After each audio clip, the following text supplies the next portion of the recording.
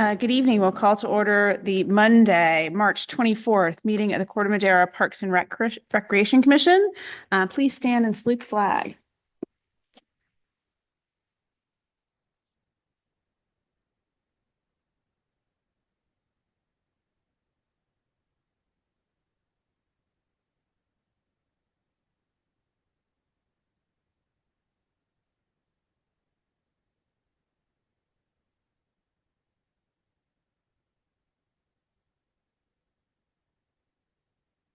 Becca, will you please do roll call?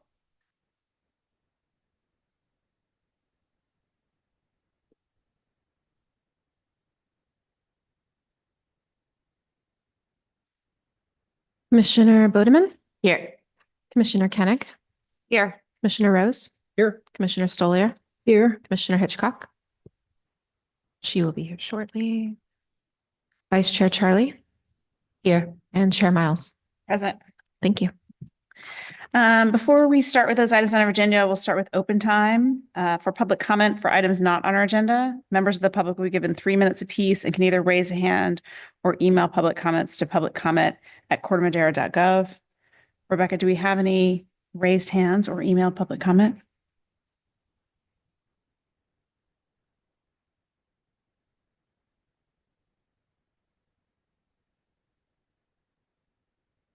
Let me just look for attendees with raised hands.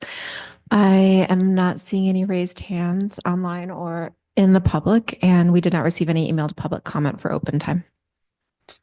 So we will close public comment at this time and move on to presentations. Our first presentation is from Rochelle regarding an overview of the Parks and Recreation Department budget. Before Rochelle gets started, I'm going to introduce my lifesaver, my right-hand person in the office.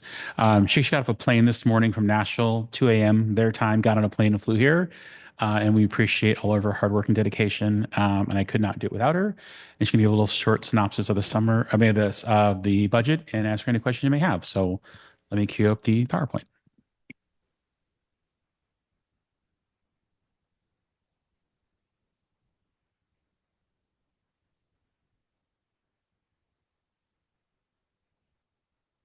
About you either.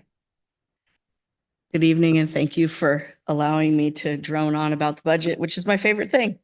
Probably the only one, though. That's fine. It's the way it is. I just wanted to give a quick update about sort of where we are and where we're going, like I do, I think, every year for the last few. So I did update some documents and in the PowerPoint, and I believe that you probably got copies of them. Excellent. So every year, here we are again.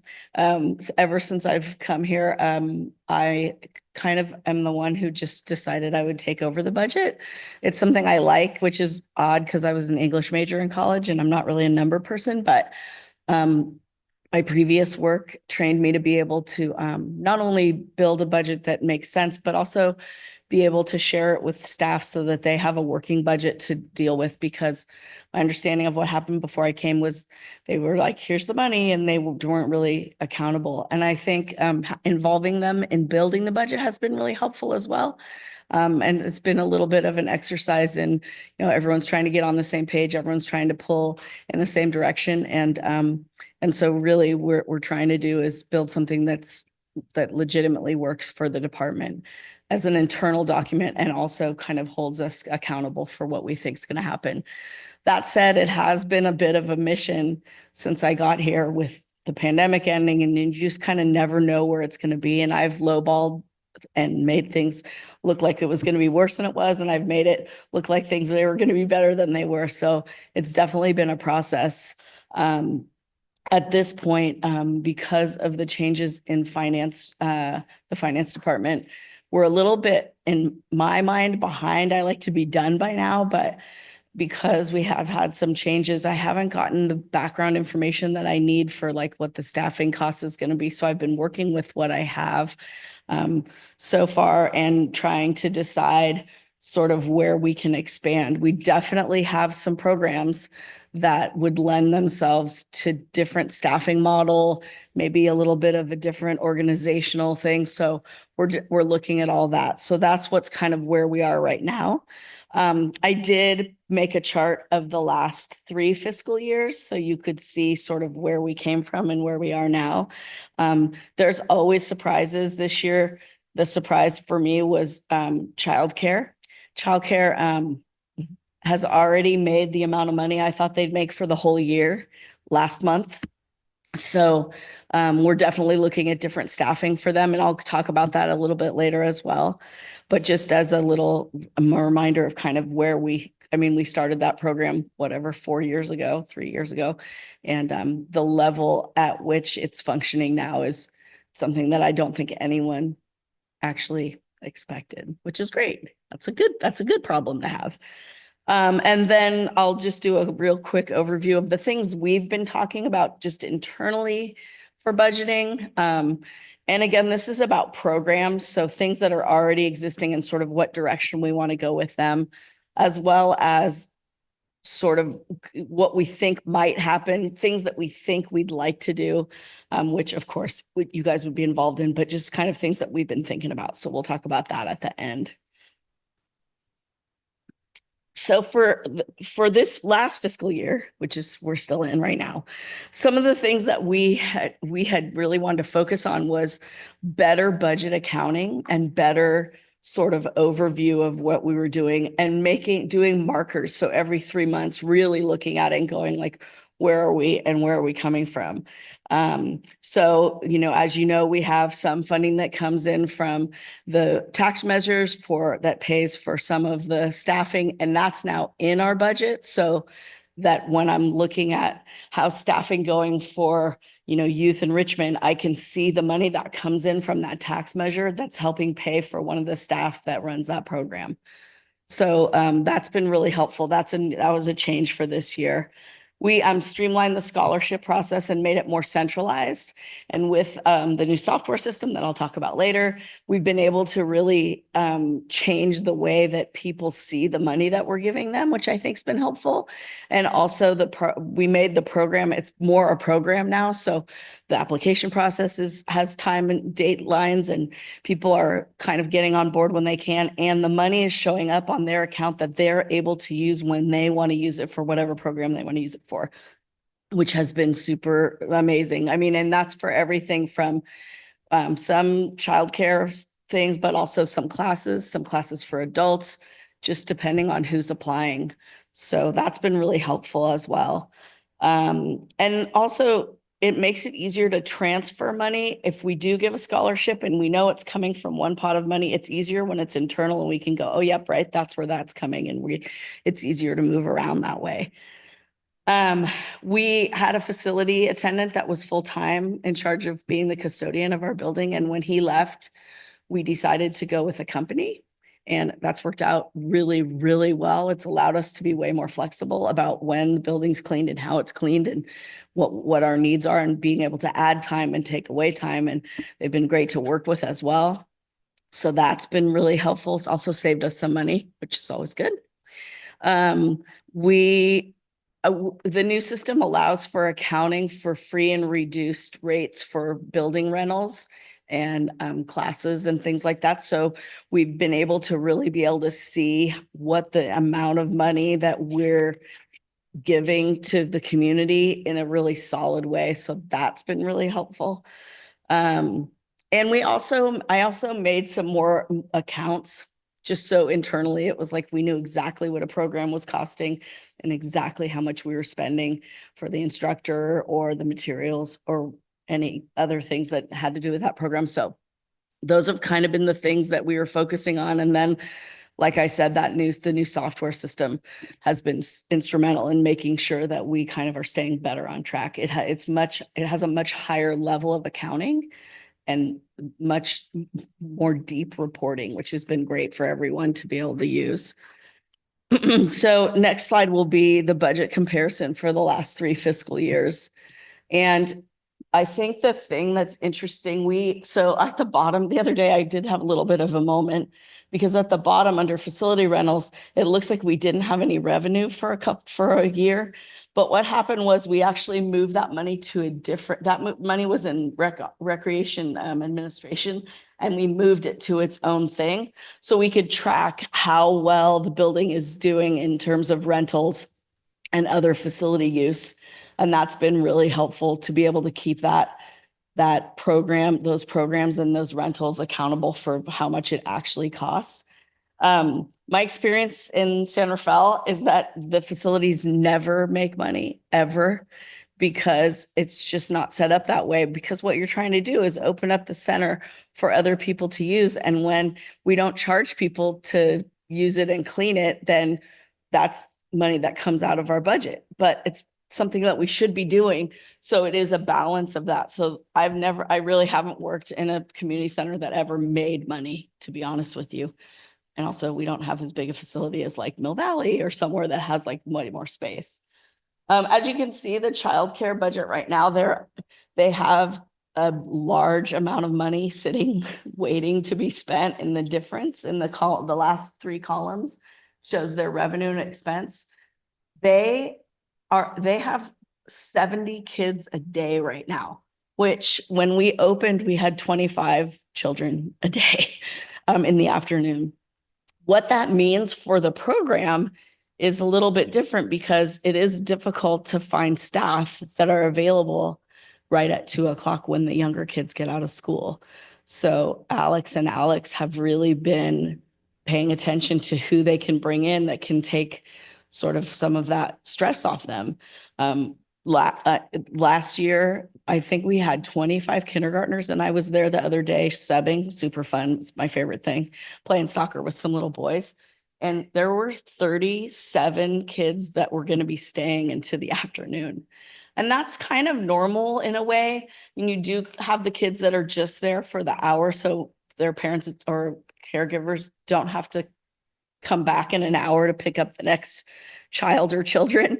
So that is kind of like, that's a little bit of a sweet spot. But the kids who are kindergarten full kids, the kids that stay until after the older kids get there, mean that, I mean, it's important. Obviously, those kids are not allowed to go home by themselves because they're not of age, they're not old enough.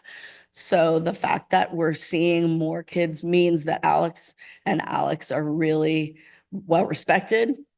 A lot of parents are using them, are really happy with them. I mean, really, they've done a really good job to kind of keep everyone together. And it's hard because when those kindergartners become first graders, you have to hope that you have enough 4th and 5th graders who are aging out that it balances, because it would be difficult to have more than maybe 75 kids a day in that program. There's space for it, but there's just not enough staff, honestly. And it's difficult to find them. In community events, since Tim has taken over, we've been doing a lot more things out in the community and different things, which is fun. A couple of years ago, we took over the turkey trot, which is so much fun and brought so many people into the park on Thanksgiving morning. Super, is not a big deal, but it definitely costs some money that, we definitely had a feel for. And I think that's really where we should be, right? We should really be pushing that agenda. I'm not really sure what happened in 24, 25, Tim, and maybe you can talk about it or think about it. But we had a lot of expense, but not a lot of revenue. And I'm not sure what necessarily happened, but I will dig around and find out. Recreation administration always it's what keeps the whole department alive. So all of the facility attendants, all of the secretarial admins come out of that, as well as Tim, and part of both supervisors. The active older adults programs are doing well this year. And although the expenses are higher than the revenue's really doing a lot better at this point in the year than we expected. So that's great. We have a lot of people coming in for multiple classes, which is great, and really have a really good balance between some older adult classes and some youth classes. And I mean, obviously, everybody always wants more space, but we're a little bit hogtied with that at this point. Summer camp, we're going to have some changes this summer again, but they still look pretty good. They have 2 weeks or so of camp this fiscal year, and then the rest will be in the balance. And that's part of the problem with summer camp that's hard to look at because it straddles the fiscal year. So you can't really get a good idea of what it looks like until you look at part of last year and part of this year. So they're doing well. And Alex and Alex also do that program and are really invested in, taking the kids places and doing different things. Last summer, and for the past few summers, we've swam at Redwood, but that pool is going to be prepared this summer. So they're taking field trip to Mill Valley to swim. So that ought to be interesting. Our sports programs, I can't not talk about soccer. They had the biggest registration year they've ever had this year. And what we're seeing is that a lot of kids are not playing recreation soccer as much. A lot of kids are going the route of comp soccer for, I'm sure, a million reasons. Both of my children played club sports, and so I understand what that is. But we are,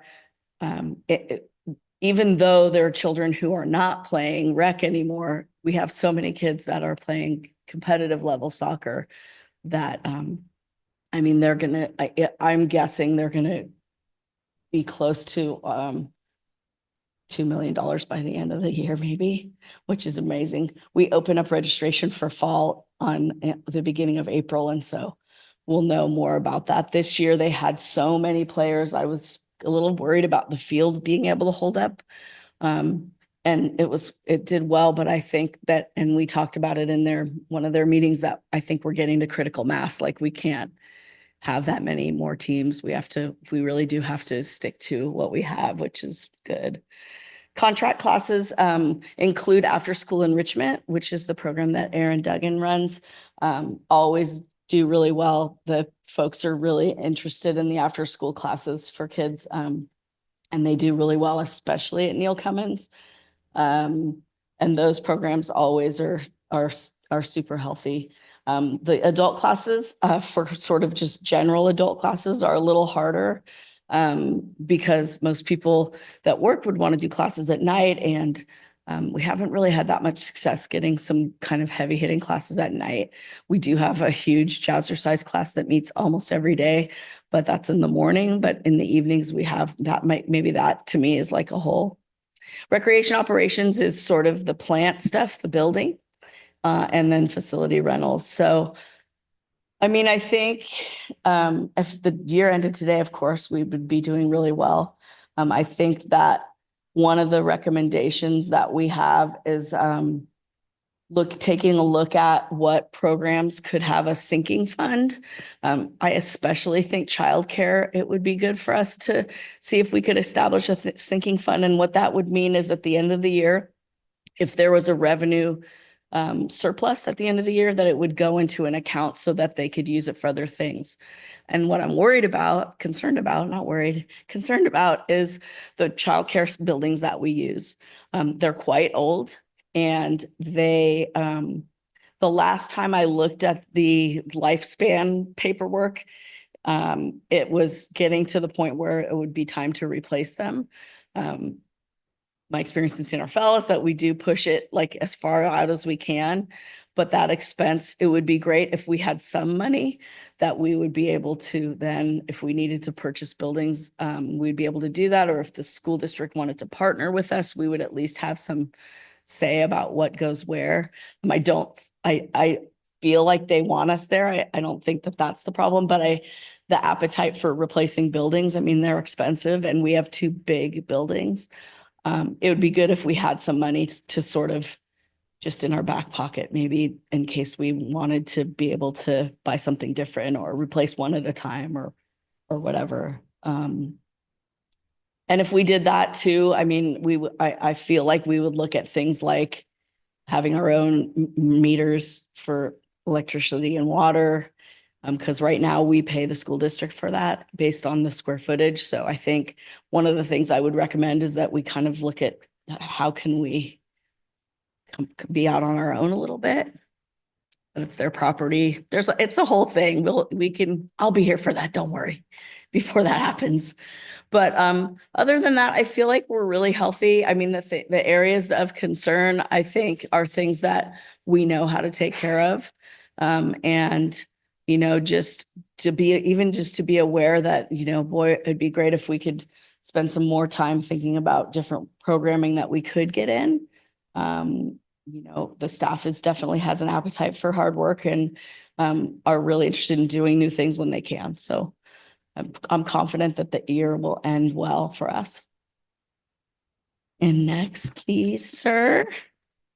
So this is just kind of a comparison chart because some people like pie charts and flow charts and stuff. It doesn't matter to me. But in terms of revenue right now, we look really good. Which is great. Last year we had a little hiccup at the end of the year, and we lost a little bit of money, but this year I think we're going to rebound. So fingers crossed. We're doing the best we can for sure. Next. So some of the things that I feel like we did well this year or that were helpful, we had Sydney started as our new recreation supervisor. Amazing. We're so lucky to have her. She's outstanding. She's working really well with both the childcare staff and Erin with enrichment. She also has relationships with some of the contractors, which is great. She understands how the system works, which is nice. She was instrumental in doing the Royal Ball that we did. So she's definitely bringing different things in, which is great. It's always good to have someone new, and that's been a really great addition. I feel really lucky to have her. We've been hiring more part-time facility attendants to keep the facility safe, clean, and ready for user groups. And that's especially important at the gym at Neil Cummins because it's not our facility. So it's really important to have someone there that's making sure that everything's getting cleaned up appropriately. People are there when they're supposed to be and not there when they're not supposed to be. But also in the building, it's nice to have someone at the front desk who's able to answer questions if they come up. We bought the robot last year to stripe the fields. That's been fun. Well, I don't think Steve would say it was fun, but it's been great in terms of like what the fields look like when they're striped. It definitely is much more professional and it's been worth the money for sure. And then the big deal this year that we did was we on January 2nd, right? 4th, 2nd, we finally went with our new software system, which the growing pains are getting better. It is a little bit of an adjustment, but we're lucky that the payment server that we use is the same one we used before. So the reporting is the same. And once we, tweaked a couple things, finance was able to make sure that all the money's getting into the right place. So that's good. They've been really responsive and really helpful in training, which has been good. I know that there's been some pain points for folks using their cell phones, but other than that, I mean, it's definitely better than what we had before for sure. And then moving forward, this is just kind of a list of sort of things that we've been talking about in staff meetings. The tables and chairs in the patio that are part of the community center are wood and they're falling apart. Be nice to have something better for outside that's more durable, but also looks nice. And maybe if it was easy to move, maybe that would be good too. We have an ice machine that the Department of Public Health has told us she doesn't really like it very much. It's a bit old and she's had a couple things that she doesn't like about it. So that's on the list. We have a lot of people who come to rent and they can't pick up the caterer can't take the plates and all that with them, or they're going somewhere else and there's nowhere to store that stuff because on Sundays we have church. So if it's a Saturday event, there's nowhere to put it. So we've talked about putting a tough shed outside that we could just put everything in, lock it, and then the company that is in charge of the stuff that's in there can come get it later. People like to drop stuff off early too, which we don't usually let them do that because if we have something on Friday night, we can't do that. So it'd be nice to have just something that we could use, and we do have a space for it. The childcare program is so big that it'd be great if we could get a full-time rec specialist. That would be like an assistant director of the childcare center. So that would be something. This is a wish list again. I'm not under some delusion that this is all happening. We do have to figure out the final charge for the second year of Civic Rec. It's been a little movable, and the reason for that is the increased credit card processing fees. There's been a little bit of an increase there that we weren't expecting. We were counting on something a little bit less, so we're working on that. The sinking fund I talked about for childcare as well. And we're also, we're getting a lot, especially in the summer, of people complaining, who are neighbors complaining about the level of noise in the park in the evenings, as well as people in areas of the park that aren't really designated for anything and just kind of coming in and doing whatever they want. So one of the ways that we were thinking we could address that was hiring a part-time rec assistant, which is a little bit a higher level one. It's below rec specialist, but it's above facility attendant, that could come and be here to be able to deal with some of those issues in the summertime, especially, and on weekends as well. So those are some of the things. I'm sure that there's more, but those are kind of the ones that we were like, okay, these are the things that we'd like to address in the next few years for sure. So those are things that I'm thinking about, like how can I make that work, and how can Tim and I figure out how to make everything line up the way we want it to. And that is all I have. If anyone has questions, I'm happy to try to answer them.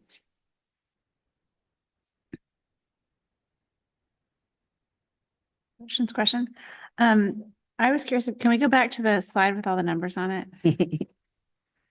Okay, so there are a couple of places where looking at like the sports programs, it looks like we're making significantly more money Mhm. because the expenses seem to be coming down. So kind of. So the expenses that have to do with the actual upkeep of the fields have always come out of Public Works. But when we bought the new machine to stripe, and some of the equipment that we have is quite old and they've been replacing it, what'll happen is, well, first of all, we're not done with they're not done yet. They're done collecting money, but they're not done spending money. Got it. So there's that. And then there's also always at the end of the year, there's kind of some bigger ticket things like the palette of paint for the robot and sort of that kind of thing that come up at the end. Okay. But I will also say, in the last few years before that, when you look at the amount of money that our department is making from that program, it was shamefully low for how much I know we do for them. I mean, if you think about it, it is our facility, right? And if they were paying what you paid to rent, they would be paying a lot more money. So the first year, I think we got maybe like 12% of revenue, which for in a normal class, it's 60-40. So then the next year we made less, and that was the moment I was like, your program's valuable. I'm not trying to, that's not what we're arguing about here. But when you think about all the things that our department does for you, take everyone's registration process, everyone's credit card, let you use the field pretty much exclusively for most of the year. Those things all cost us money. And so when I sat down with the person that does their budget for them, it was like, okay, like we need to at least 20%. And so that's kind of where we're going to. They feel like they owe us money. So when they saw that, they're all, yay, we're going to be even now. Because it's true, they are making a lot more money. They did raise prices. They were really a lot lower than most travel teams. So they did raise some prices last year.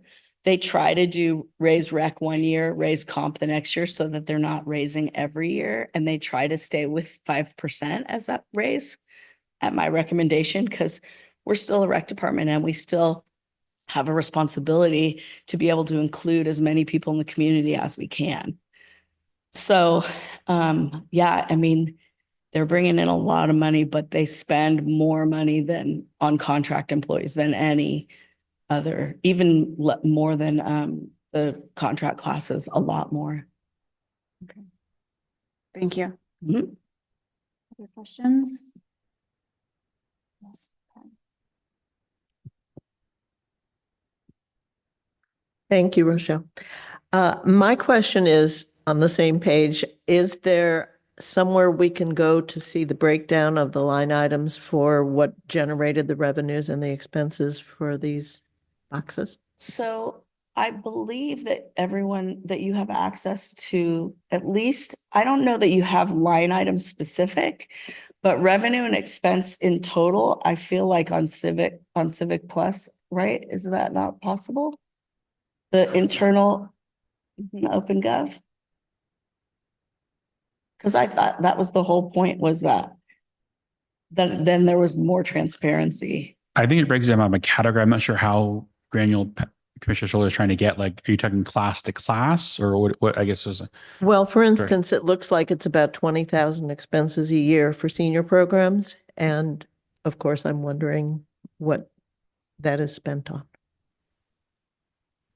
OpenGov will not break down staffing compared to program cost. It'll It just have the won't. program cost. Now we can produce that and break that out, yes, easily. But it does not go to that granular program cost to staff cost. And I think at least for senior programmings and some of the money that's funded from the sales tax, it comes out of two different employees right now. And obviously it'll change when the intergenerational center opens, and that'll change some more with some more money going to that. But we can break down, if you'd like, what it currently is from program cost by each program, and at least for supply costs and everything. If you'd like, I can do that. Could you guess the uh, probable percentage of what is staffing and what is program? I imagine it's mostly staffing.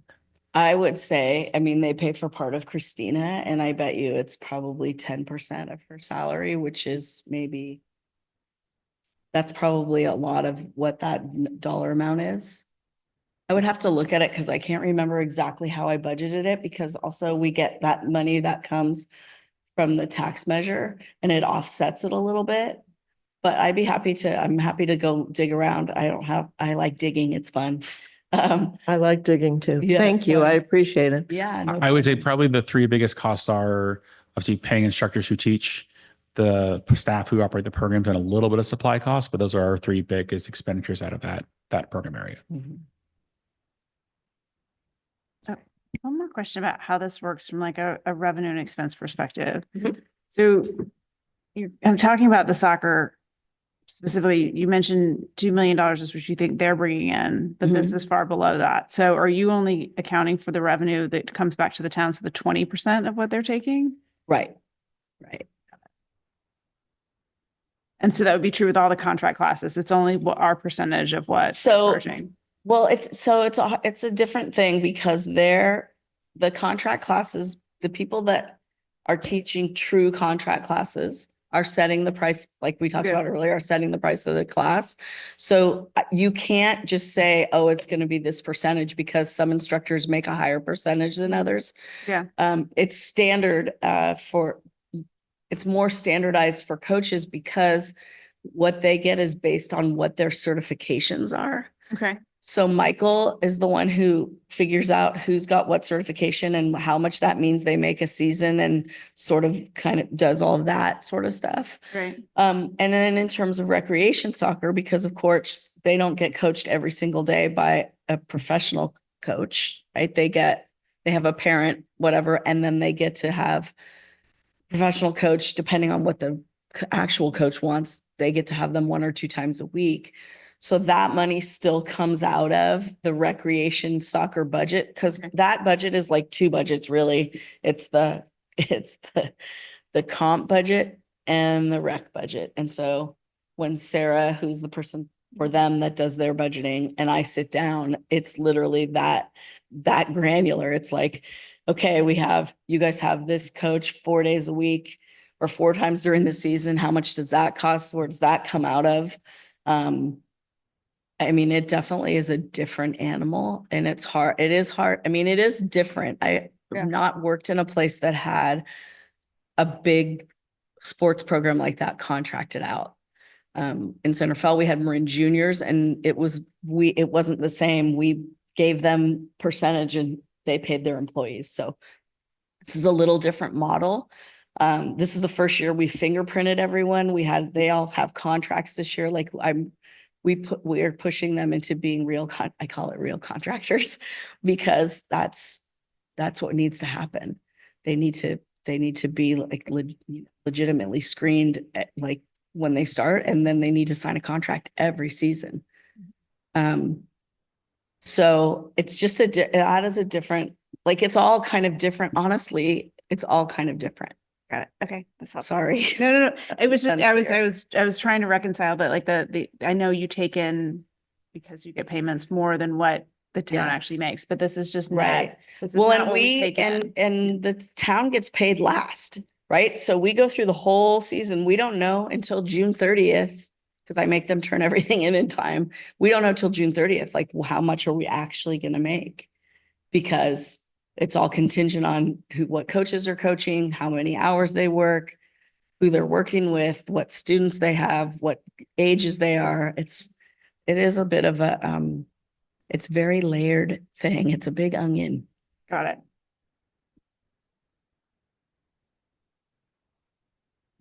Questions?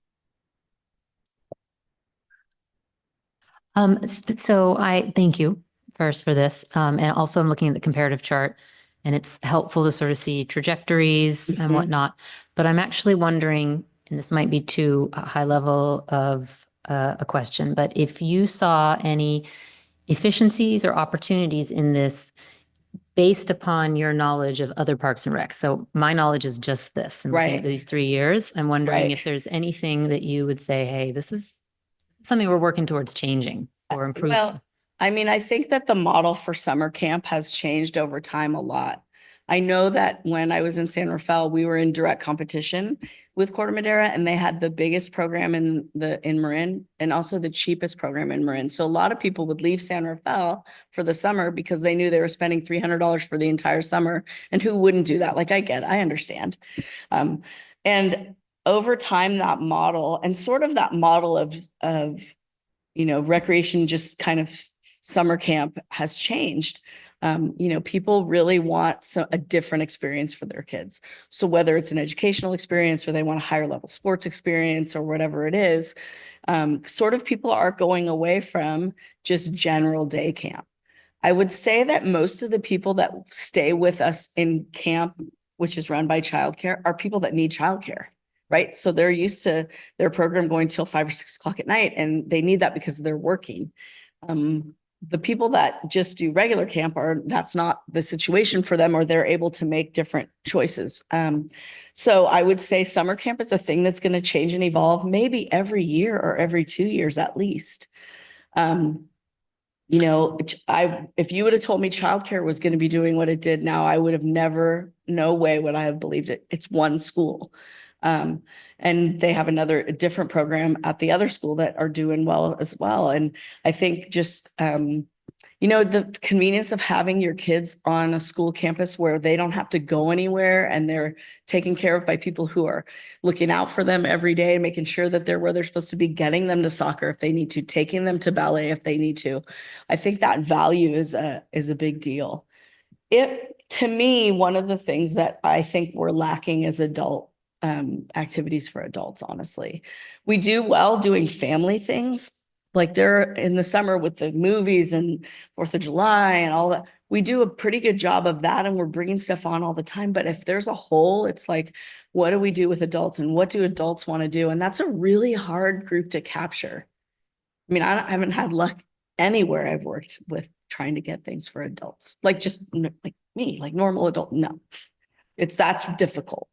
And we have one building and it's one big room, and it's difficult to have classes when there's nothing to separate and make it quiet if you need that, or, like you couldn't have a jazzercise class and have a knitting class too. We're in one room. So obviously that would be a thing that will help. And I think if we get the new active older adult center, like we get a place, I think that will make a big difference for that group of people for sure too. So it's, it is a hard thing when the thing that's the problem is the space. Thanks. I just have one quick question. So the Park Madeira, is that baked into this? And if so, which line item? Like, do we collect revenue from, the shopping center and that we rent out? Like the dance studio and Barbers 3. Trying to think what else is there. So that, I don't know if you've ever been in the dance studio, but the bathrooms for the dance studio are up some stairs that are sketchy. Like they're even sketchy to me. I think it's not function. Like, honestly, I think I'm sorry. I think you're asking like the rental fees come. Yeah, to the this. rental No, the fees. rental Revenue fees do not come into this budget. No, That's not into that. Yeah, that's No. not what does. Okay, that was my question. Yeah, I am sorry. familiar with the dance studio and I know Yeah, the sorry, bathroom it issue just- very well. No, I the mean, rental we like take classes, but actual businesses, that's not coming. Gotcha, to us. gotcha. Okay, understand. Thank you, Rochelle. Thank you so much. You have any? Sorry. Um, all right, I just public need comment? to announce that we do not have any raised hands for public comment, either in the room or online. And let me find the correct window. We did not receive any emailed public comments on this report. So, presentation of the summer activities guide. Let me unclaim co-host here.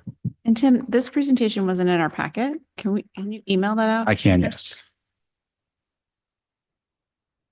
You write that note now before I forget.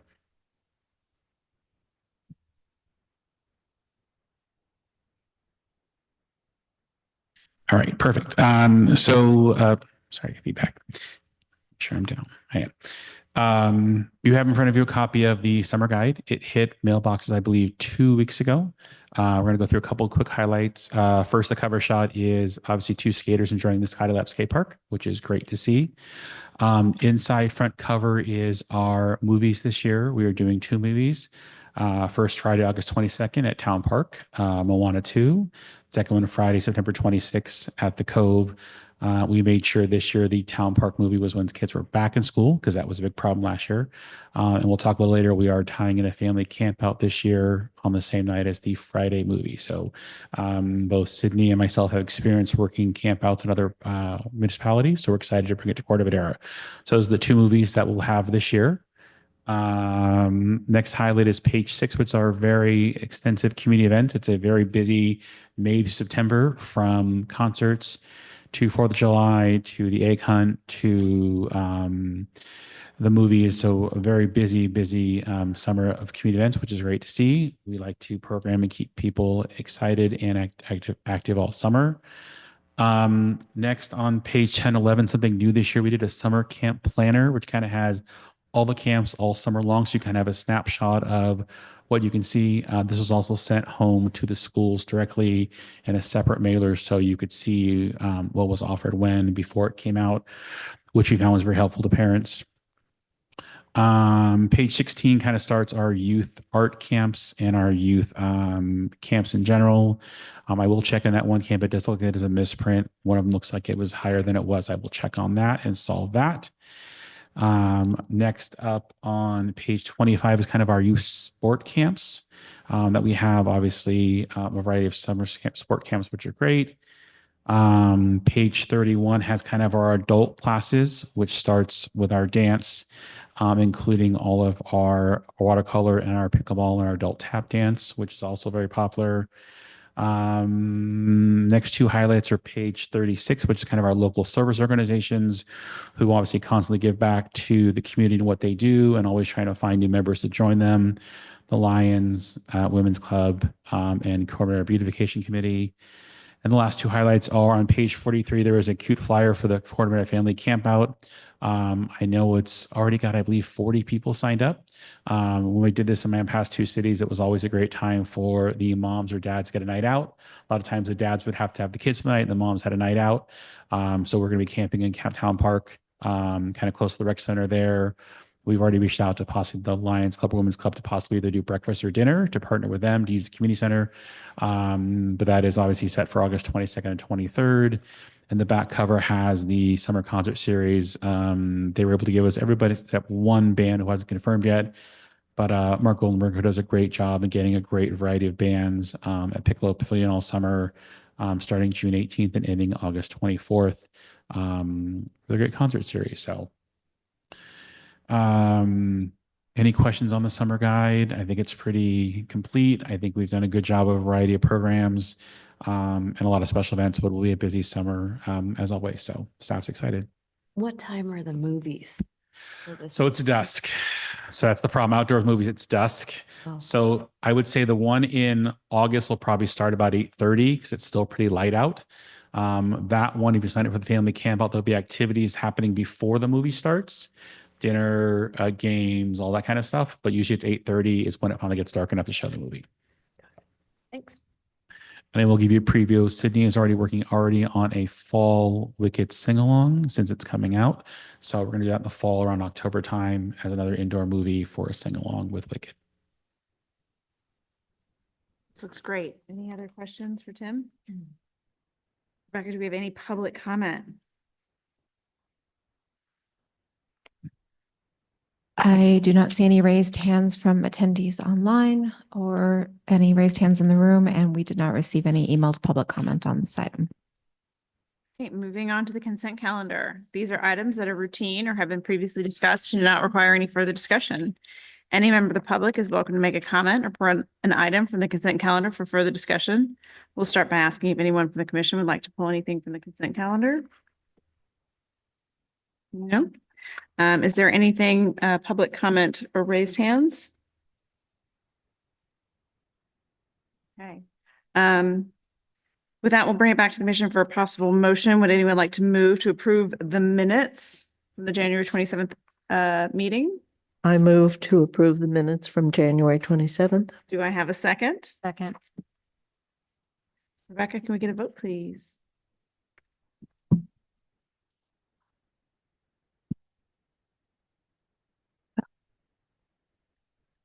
I just was checking public comment email, and we didn't receive any emailed public comment on the consent calendar, and there were no raised hands. So I will take a vote. Commissioner Bodeman, Am I supposed to abstain if I was not there? Or it doesn't matter? it's your prerogative. You're abstaining? We're good. Move or whatever. What am I supposed to say? Approve. Thank you. Yes. Commissioner Koenig, Yes. Commissioner Rose, Yes. Commissioner Stoliar, Approve. Commissioner Hitchcock, I approve. Vice Chair Charlie, Yes. and Chair Miles. Yes. All right. Thank you. That motion passes. Thank you, Rebecca. That brings us to tonight's business items, discussion and direction to staff on replacement of town park playground for structure for school-age children 5 to 12. Perfect. I feel this is a fun part of my job to redesign a playground. I think this is a project that is near to a lot of people's hearts. So a little background. So when we kind of looked at the projects to elevate in the strategic work plan, there were 3 items. This was one of them. The other 2 was the East Field and Menke Park, which are both give updates later in the meeting. But basically, there was a playground safety inspection. They found there were some issues in the playground that were unsafe. The Public Works Department immediately boarded them up, and basically they've been boarded up since then. Attachment 1 has the not so attractive photo of plywood on some playground structure. And staff has gotten quite a few questions about when are we going to get a new playground and how do we get it fixed? So tonight, basically, we are looking for some direction from commission and an opportunity to form a subcommittee to basically address and replace the current playground that is there. I've been working with Public Works Department already to kind of start the process. I reached out to probably 6 or 7 playground companies, said, hey, here's what I have. Here's my current budget. What could you put there? And just people have given me some ideas and some thoughts and some possibilities. Last week, I was at the CPRS conference in Sacramento, met with 4 or 5 different playground manufacturers. Had to play on some playgrounds, slide on some slides, client some stuff of some, the fun stuff about what's out there. And playgrounds have come so far. They're very unique and have certain great characters and certain ideas and certain themes. And they've really come a long way. So it was great to kind of meet some in-person playground manufacturers of what they could possibly do with the size of the playground we have. I did learn from one of the manufacturers that when they originally put our playground in, it's been in 2 phases. One was done halfway, and then it was basically half of it kind of fell apart. So they replaced it. So it's kind of a 2-piece hodgepodge together. And basically this is our opportunity to basically put a brand new structure there and put a new structure in the town park. And that we all know that it is the most used playground in Corte Madera, probably in the greater Marin area, just because it is such a great asset to have right next to a great park and pickleball courts and pickleball courts in the skate park. So it is well used. So a couple things tonight in our discussion. I'd like to get some input from commission of what they'd like to see. I took some photos and attachment 2 of what's currently there, kind of the slides, the climbings, the bridges and that kind of stuff. And then I'd like a subcommittee to form to kind of work on this with some input from commission tonight and figure out how I want to engage the community. Do we want to have a community workshop? Do we want to put up a survey? How do we want to go about so that we get good input from both commission and from the public to come back with some designs and work with a couple of designers, say, here's what we really want to see. What can you build here? What are our options? What are our possibilities? And then come back to commission with some type of approval and then go forward to get it built this year.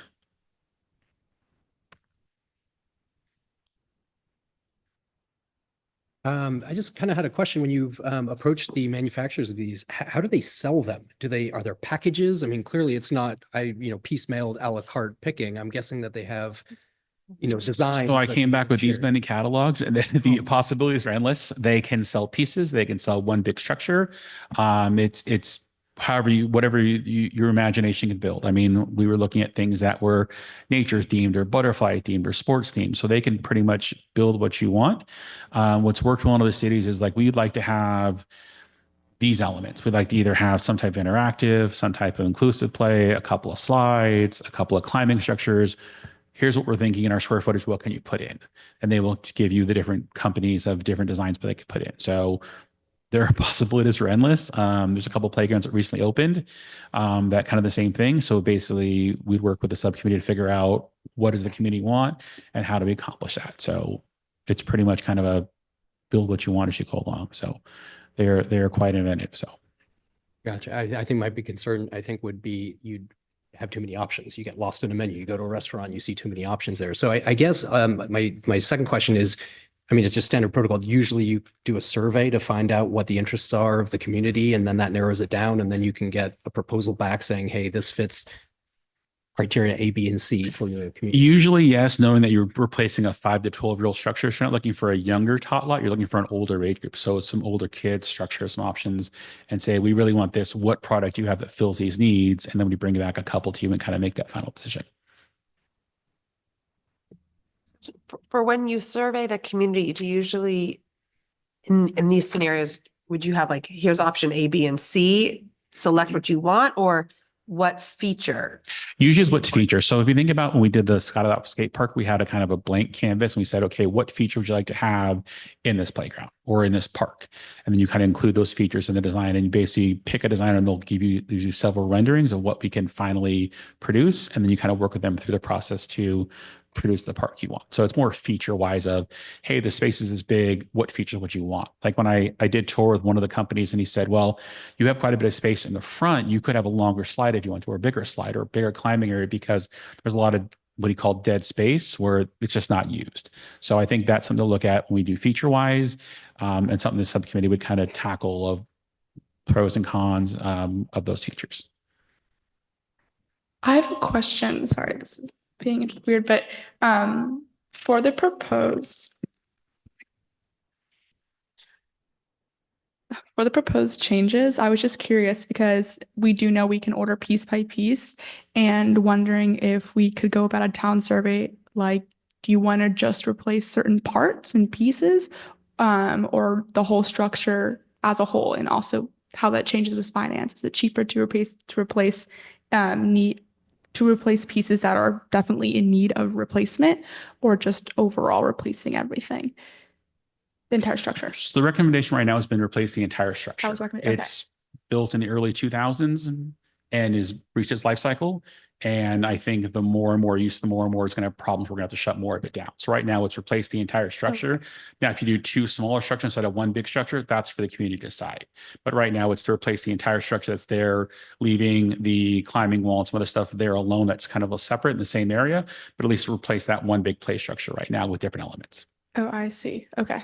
Thank you for the clarification. Yep. Based on what you saw on your fun excursion, do you feel like the $150K that's set aside is going to cover that pretty large square footage of playground? I think for the playground alone, yes. Now, if the subcommittee decides we should be doing X, Y, and Z, then that may be a different discussion I bring back to commission to council if they want to discuss about resilient servicing or some other type of transition. That'll be different. But for the structure alone, yes, that will cover the cost of basically taking out the wood chips that are there, taking the old structure out, putting new structure in.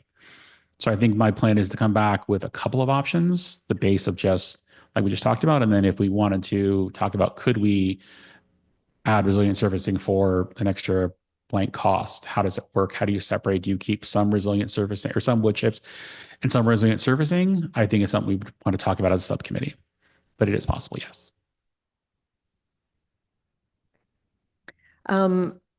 That was one of my questions, was how much money was set aside. And I sent Tim a video of Pioneer Park. I don't know if anyone's been up there to see the new all ability improvements that they've made, but I sure hope we can integrate some all ability things into the new structure.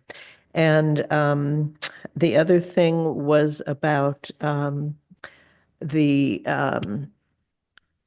resilient surface, because I kind of feel like let's not do it in a incomplete way. Let's do it right. You can do it right. I was just going to do it right. Yeah, I think that's for the subcommittee to tackle with and work with the designer, whoever we come up with, and say, here are the options. And if it's an extra 50 or whatever it is, how do we appropriate that funds to get that accomplished? So I think, yes, I mean, we learned that when we talked about last year, it's like, let's do it right. Let's not just piecemeal it together. I mean, it's a playground that is used for a large amount of the year for a large amount of kids. Let's do it right. And the other thing about the survey, I sure hope we're going to survey the kids. Oh, yes. Well, that's up for the subcommittee to figure out. So yes. Patty, where was the video from that you sent Tim? I can. What, no, I was just wondering the name of the park. Oh, Pioneer Park Ah, okay, in thanks. Nevada. Oh, got it, got it. Thanks. And it's the only inclusive one in Marin.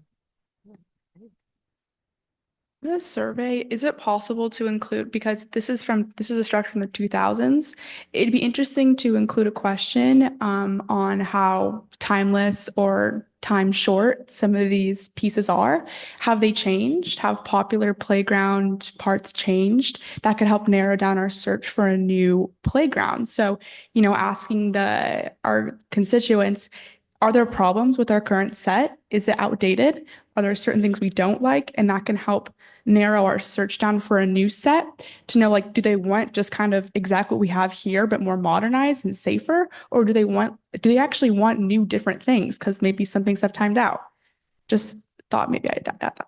Yeah, that would all be included in either community outreach or a survey we put out. Yes. I think that you're not going to get much more guidance from us other than, talk to children. They probably have a better sense of what this needs to be than us. And I think it'll be an interesting, most of my kids played on that before they were 5, but not much since they've been 5.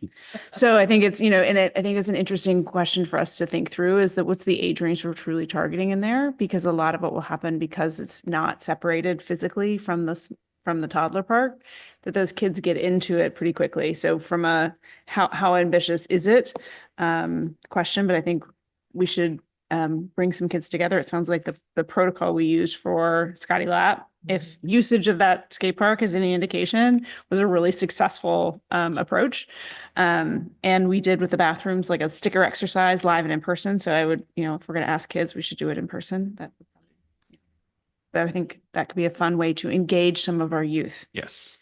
So I'm into that. Do we want to assign ad hoc? Is there anyone who's feeling passionate about the playground and wants to be part of the ad hoc committee? So, anybody else? I don't know if I'm the best person for it, but I'd be happy to help. Okay, Tim, awesome. If there's anyone else that's really looking forward to it, I can by all means, I speak can up. send my children. I can send my children down to help you. Yeah. Yeah. Nothing in her about my child. It's all on my sleeve. I was going to Yeah. say, I'm not necessarily the one for that, but I will volunteer my 10-year-old.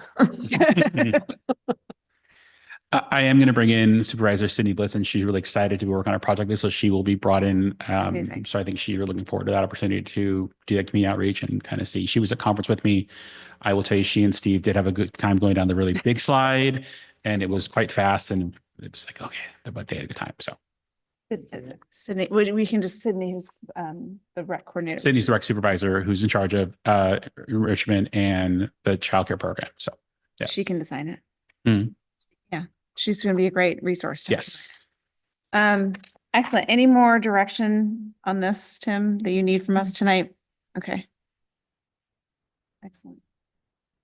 Do you have any? Public comment? Thank you. We did not have any attendees online with raised hands. We do not have any raised hands from attendees in the room. And let me just refresh the public comment email. And we did not receive any emailed public comment on this item. Moving on to staff updates. Tim.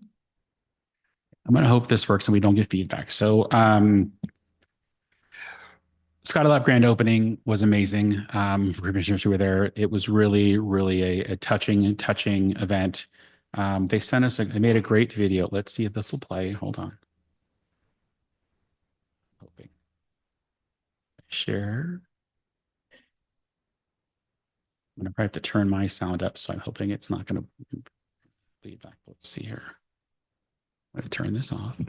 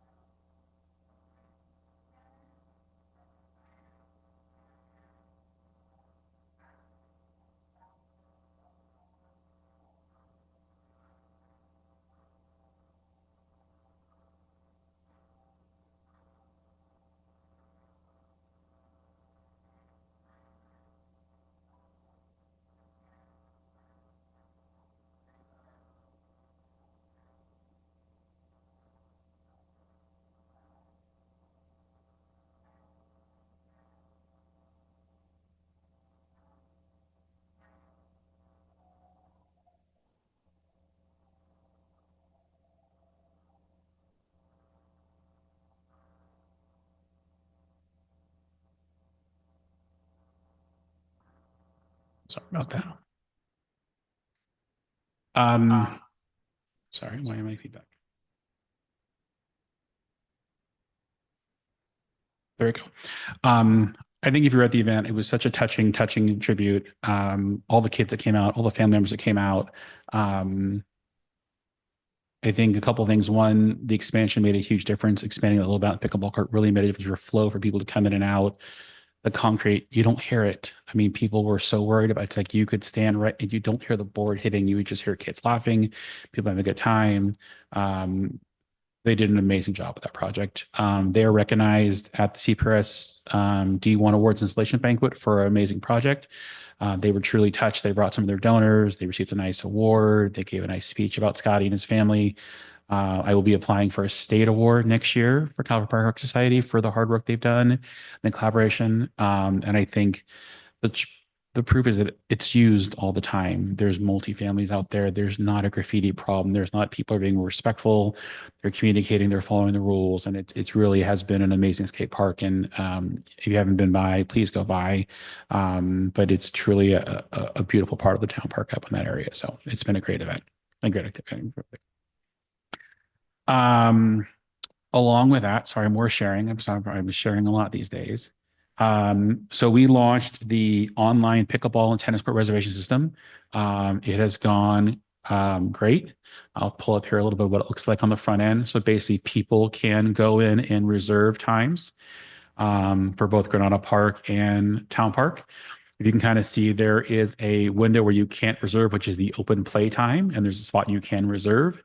People start using it right away. People are very respectful. There are temporary signs up right now. I actually have the permanent signs I'll show you. They're going to go up.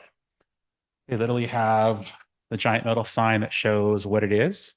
And the other sign has the courts and the QR code so you can live see what's up there. So these will go up this week. They'll be put up all 3 courts for the tennis and pickleball. They get released the Sunday before for the week, and you can reserve 3 times during the week per person. And everyone has been loving the opportunity to know that, hey, I can go down there, know that I can play tennis, know I can play pickleball, know I can use the ball wall, not to worry about conflicting interest. People have loved the pickleball paddle rack system to know who's up next during rotational play. And the grand opening of that was also amazing. Mayor Vasio had never played pickleball and said, I don't have any hand-eye coordination, but within 10 minutes out there, she was out there hitting the ball. And I actually had to stop her and say, we got to do the ribbon cutting. I'm having too much fun. Like, we got to do the ribbon cutting. We have too much fun. And thank you. The commissioners came out to the inaugural pickleball serve, and it was used right away. Public Works was out there playing. My Park and Rec staff was out there playing. Really another nice element to have both the online system and the pickleball courts there. And the sound blankets have another thing amazing. You don't hear it. You walk around the corner, you know the pickleball is playing. It's very quiet. Everybody was worried about noise and it has not been an issue. And people have been really happy to have the 2 dedicated courts up there. And it really has been a great couple of weeks of things expanding and things opening. And I thank you for all of your hard work to get those projects done. I think if you haven't gone out and played pickleball, please go do. It's a lot of fun and people are definitely enjoying the courts that are there. So, and the new system. So. Last couple of things. The Royal Ball happened on February 7th. We had 105 people sign up. Overall, it was a great event. We only had one challenging parent, we'll just say. So I can stop this. I did not fully understand or appreciate what Rebecca told me, how passionate people are about these dances. There were some bartering and some trading of tickets because people couldn't get in. So we will solve that for next time and actually do actual physical tickets. So you get a ticket to the Royal Ball or the Winter Formal. So you actually have it. Sydney is already planning one for the fall, a fall dance or something else to have, including food and everything else we had. But families are very happy. It was well attended. They have, was it Cinderella or who dressed up? Somebody dressed up in full costume. They took photos. It wasn't one of us. And I think it was a true testament that it was very inclusive, that it didn't matter if mom, dad, son, daughter, you all could come, you all had a good time. And I think it will be something we again do a couple times a year as it's gained in popularity. A couple of events coming up: flashlight egg hunt in Piper Park at 8:30. If you've never been to the flashlight egg hunt, it terrifies me as a rec professional, but they have a great time. It is the first year I went, it gives me heartburn. It really does. Kids enjoy it, but it is basically bad nights of flashlights at Piper Park on Friday night. The next day we have our town park egg hunt at 10 o'clock. Again, hopefully no rain, knock on wood. That will happen again this year. And then Rebecca is going to speak to, and part of this same day, we have a volunteer fair going on. Thank you, commissioners. I did send an email out to all of the boards, commissions, and committees, inviting them to participate in what is going to be the inaugural, hopefully first annual volunteer fair for Corte Madera. And that will be Saturday, April 19th from 10:30 to 12:30. It was scheduled to take place in the community center to sort of tag on to what we already know is a popular community event and hopefully get more attendance of people leaving the egg hunt event. And what the plan is for this event is that we will have tables throughout the community center with representatives from all of our boards, commissions, committees, community service organizations. Hopefully, I've extended invitations to the school district if their school boards want to table there too. Basically, just to give the community a taste of what volunteer opportunities are available locally, depending on how much time they have to give, a little commitment, a big commitment. There'll be options for everybody, from town band to planning commission.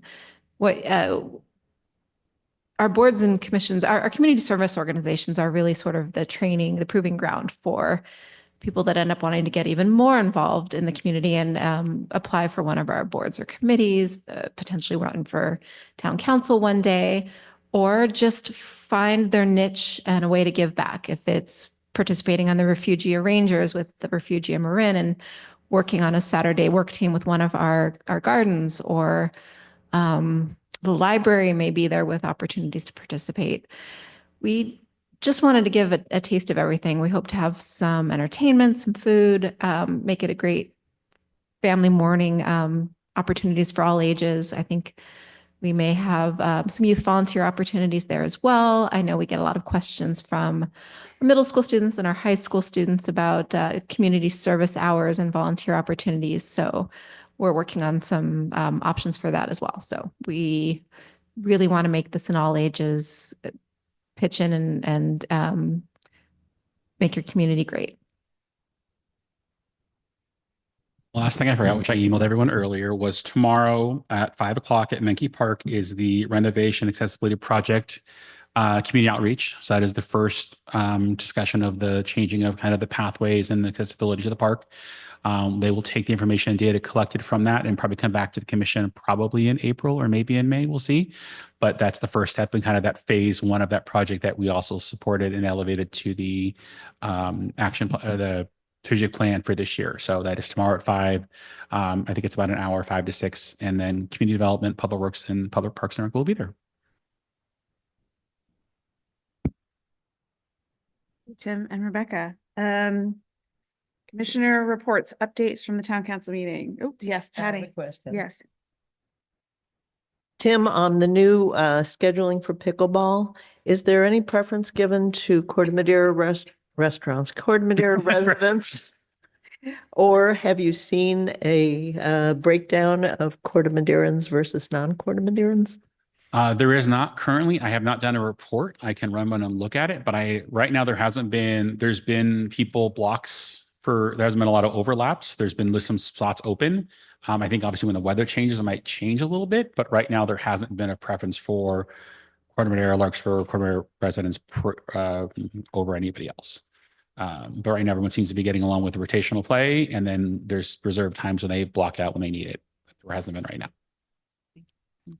I had been getting a little bit of like feedback on the site, and Sure. it looks like there's like a couple of little bugs. I don't really want to get into the details now, but what I was kind of going with that is that maybe after another week or two, gathering a little bit more information. I don't think we need to set up the ad hoc committee again, since I'm going to be the only person on it.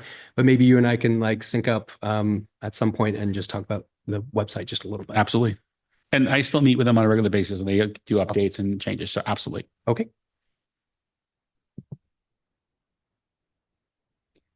For this volunteer fair, how is it being publicized? Can you just remind me?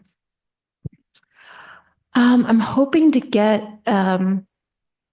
sort of a final list of who will be participating, and then we're going to blast it out through all of our social media channels.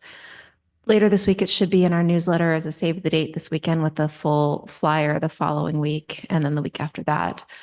And also word of mouth. I'm going to encourage all of our participants to tell a neighbor, tell a friend, bring some people. But yes, once the flyer is ready, I'm going to send it out to all of the invitees, as well as Nextdoor, the news flash, Facebook, Instagram. Perfect. I think if you did Instagram, it's like really easy for us to But reshare that stuff. really word of mouth. We timed this specifically to coincide with our recruitment period for the advisory bodies, to give people an idea of what's out there that they could move up to one day and what they can get involved with now if they, depending on how much time they have available. Great idea. And then Rebecca, will we have sort of, any sort of script, or just based on our experience, just talking from what we know? I just want to go rogue. Usual. I didn't have an answer ready for this. I can do some bullet points if you would like, but I know with some other of our advisory bodies, the chairs are asking outgoing commissioners, if they're not reapplying, to maybe consider drafting a few bullet points about what they found meaningful in their participation.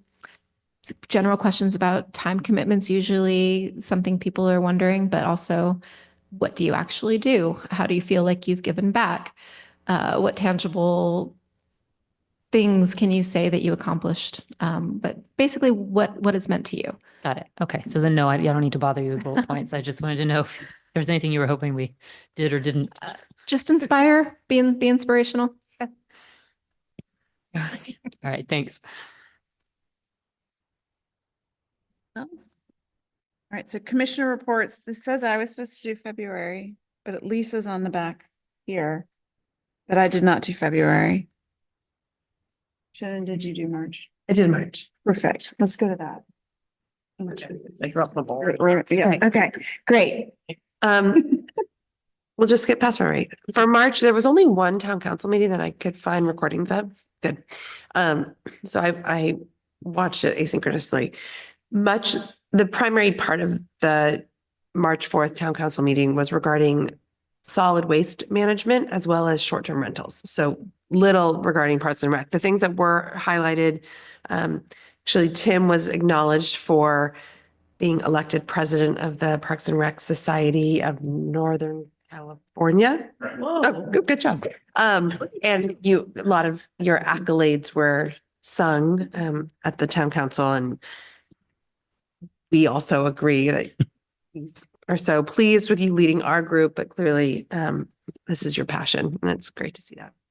They also, there was a public comment that was shared. Someone sent in some praise for a quick response of an issue that had happened at the dog park, and they were really pleased that Public Works or Parks and Rec heard the request and got it done, whatever that was.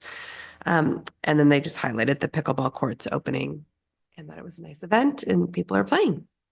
Yeah, Sydney Bliss got a request for more wood chips, so she got back to him within the day, and Public was able to fill it. And we actually were walking down the street, and he happened to stop us and thanked us in person, so which is very nice to see. It's great. Yeah, we didn't run the other way; we actually talked in person. That is it. Thank you. The executive advisory committee did not meet. So moving on to, yes. Oh, any commissioner updates? I have three things actually. One is I don't know if everybody's aware that last spring Age Friendly collaborated with the rec department to get a grant for a Tai Chi instructor. That was to begin in August, and we're awaiting the launch of that program. And also, I just wanted to make a tiny tweak to what Rochelle said in referring to the active older adult center. It's an intergenerational center, so we're trying to draw the kids from Redwood and draw the kids from the community and seniors, so everybody's interacting with everybody. So it's an intergenerational center. And then I think that was the last thing, the collaboration and the center. And the center, we're still waiting for the site to be secured, and then we can plunge ahead with planning all the things we're going to do there. Thanks. Any other commissioner updates? One thing, I'll just put a plug in for one of the comments Rochelle mentioned. I went to an event at the community center on Saturday night, and it was so fun. It was so neat to see. It was a bar mitzvah. It was so neat to see it totally transformed. And it was a beautiful night, and the outdoor courtyard is so, everyone was commenting, I had no idea this was here. This is so nice. We should use this more. But the furniture out there could be updated. And it was so nice. We were sitting out there. I mean, people were gathering. And so that is something that might be a very attractive thing for rentals. Might be worth the investment. It's a great venue to host a party. Yeah, it's wonderful. And the outside is spectacular. So that's wonderful. Any other commissioner updates? All right. Future potential agenda items. I'm just going to say, Tim, let's figure out how to get the mound discussion back on the agenda. I'd like to see that mound somewhere useful. Okay. So I mean, I don't know if everyone knows. So RJ Suko is leaving the town. He is going to be here until I believe middle of May, end of May. RJ Suko. He took a job. He's going to go on his own and do his own business. So he's retiring from public sector. But we have him for a couple more months. Town Manager Wolf has a plan in place to promote internally to cover some of the stuff. So there will be some obviously transition and another recruitment at one point. But yes, we will bring back the mound discussion at some point for the passive area near the pickleball court and the skate park. We have our ad hoc subcommittee on playgrounds. And I am responsible for April. I'm going to do it. It's going to happen. If there is nothing else, we will close this meeting. Thank you so much for your attendance and participation.